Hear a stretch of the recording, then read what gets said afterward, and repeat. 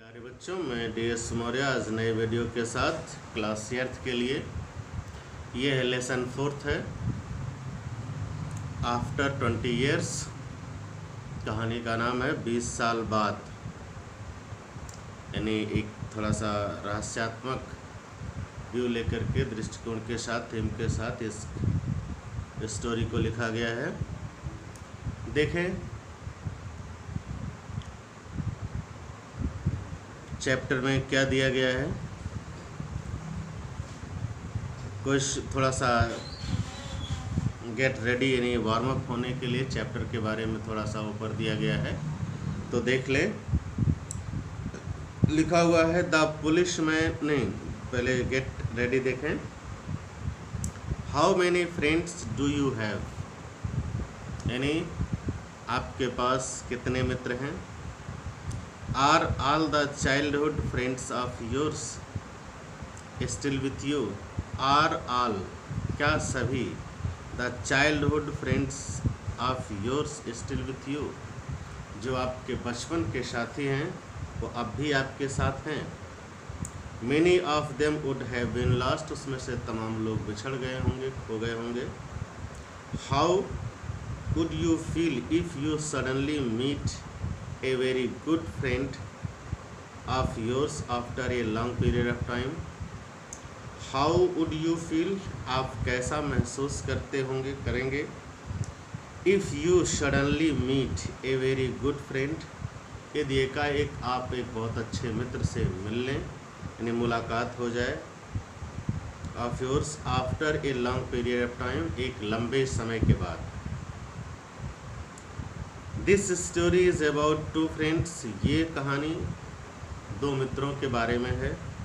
Who are going to meet again after 20 years, जो एक बार पुनः मिलने जा रहे हैं 20 साल के, एग्जैक्ट 20 साल के बाद। Let us read the story, आइए इस कहानी को पढ़ें।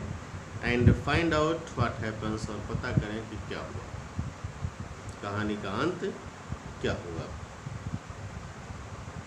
देखें the policeman on the beat.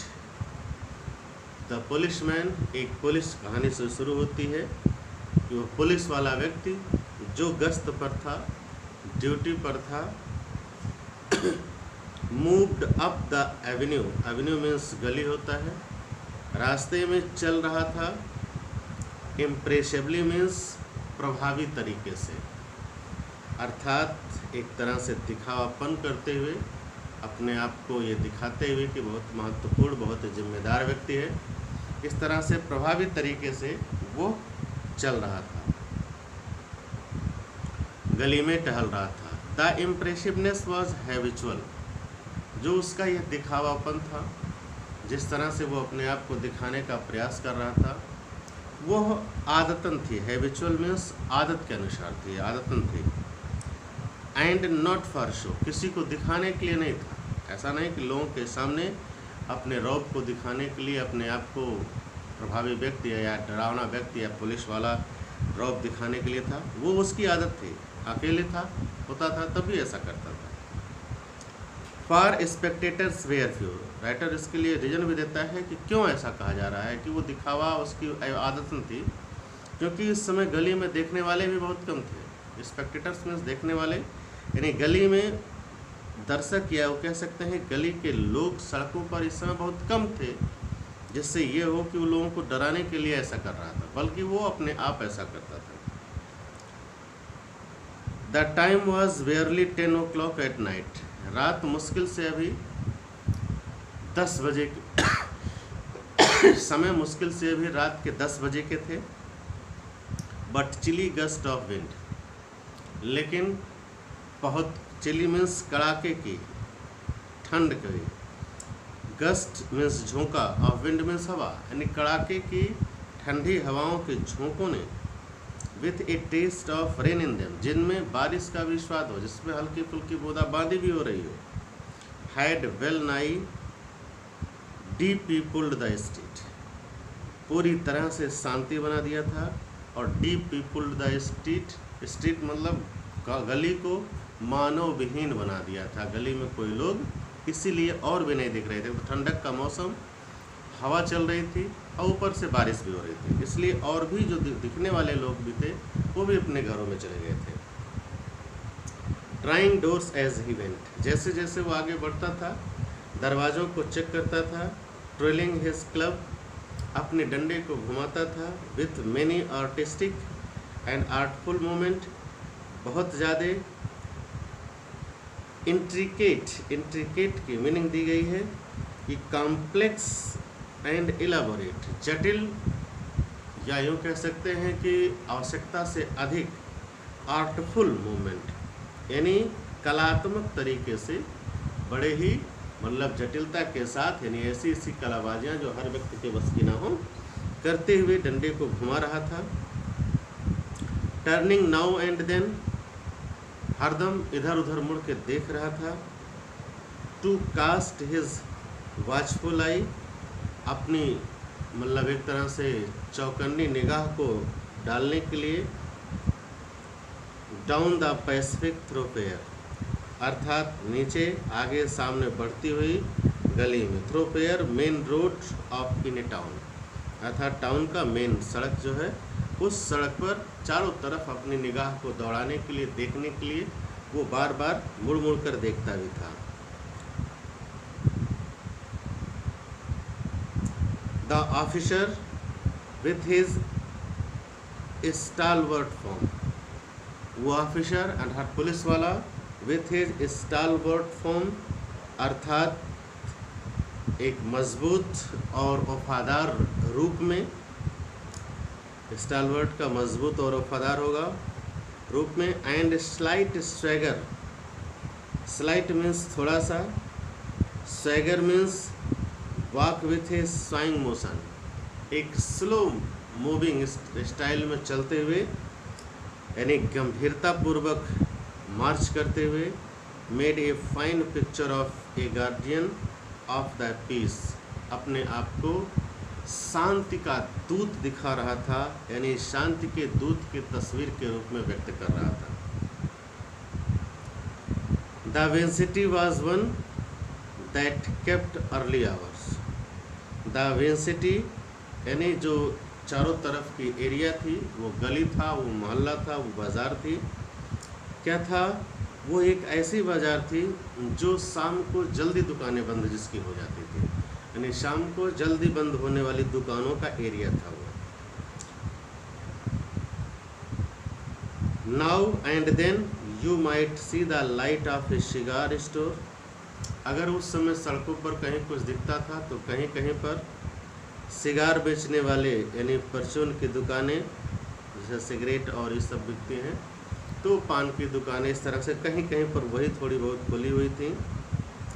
और of an all night lunch counter, या पूरी रात चलने वाले जो मतलब जलपान गृह हुआ करते थे वो खुले हुए थे। But the majority of the doors belong to the business places, लेकिन ढेर सारी, majority of the doors means ढेर सारे दरवाजे, दैट मीन्स ढेर सारी दुकानें जो मोहल्ले की थीं वो व्यापारियों से संबंधित थीं, जो दिन में आकर के अपना सामान बेच करके शाम होते ही बंद करके चले जाते थे।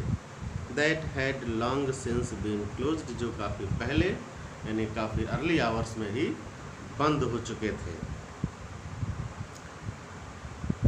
इट इज़ ऑल राइट नहीं, when about the Midway of a certain block, जब ये पुलिस वाला एक निश्चित एरिया के मध्य में पहुंचा था। The policeman suddenly slowed his walk, तो ये पुलिस वाला व्यक्ति एकाएक अपनी चाल को और स्लो कर लेता है। क्यों कर लेता है? In the doorway of a darkened hardware store, क्योंकि एक हार्डवेयर स्टोर के दरवाजे के सामने a man leaned with an unlighted cigar in his mouth, एक आदमी झुका हुआ था अपने मुंह में बिना जला हुआ सिगरेट लिए हुए, यानी सिगरेट जलाने के लिए वो झुक करके हवा से बचने का प्रयास कर रहा था। As the policeman walked up to him, जैसे ये पुलिस वाला व्यक्ति टहलते हुए उसकी तरफ बढ़ता है। The man spoke up quickly, तो आदमी झटके में बोल पड़ता है। क्या कहता है? It is all right officer, he said, उसने कहा कि अफसर, अधिकारी या पुलिस वाले भाई, यहाँ सब कुछ ठीक है।